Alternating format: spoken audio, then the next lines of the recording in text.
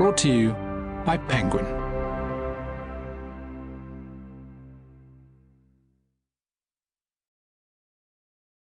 The Night I Killed Him by Gill Perdue.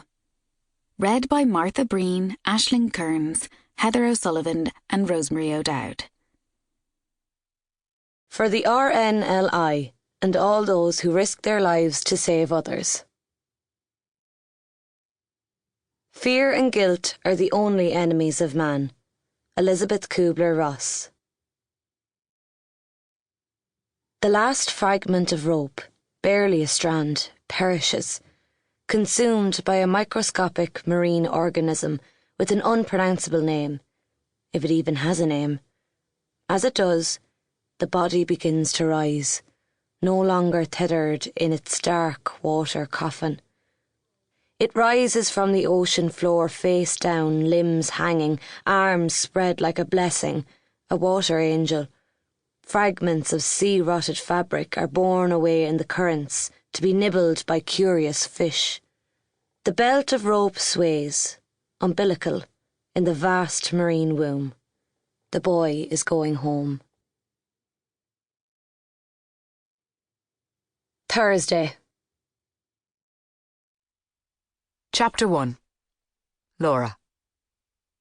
The text comes in just as I'm finishing up the first lecture of the morning. I feel the vibration, but ignore it. Well done, I tell myself. Progress. Time was when I would have been compelled to check it even with 30 pairs of eyes on me. Or maybe only 29.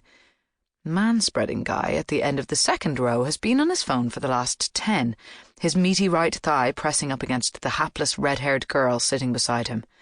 She looks flushed and uncomfortable, failing in an effort to look as though she hasn't noticed. So, basically, these are the interview techniques you will need, the ones you will come to rely on in your day-to-day work. We're not, repeat, not, looking for a natural interview guided by your intuition, I say, stepping down off the low podium and making my way towards Manspreader. I stand in front of him. He's in my peripheral vision, but I direct my gaze above him, up towards the back row. The problem with so-called natural interviews is that they're useless. They elicit less information than what's potentially available, but worse, sometimes they actually entice a witness to provide incorrect evidence. The outside of my left knee is so close to his, I can feel a faint heat. Not so with the science-based approach, I continue. There's a flicker of light beneath the bag that's propped on his lap, then a shift in his shoulders as he hides the phone. He looks up at me.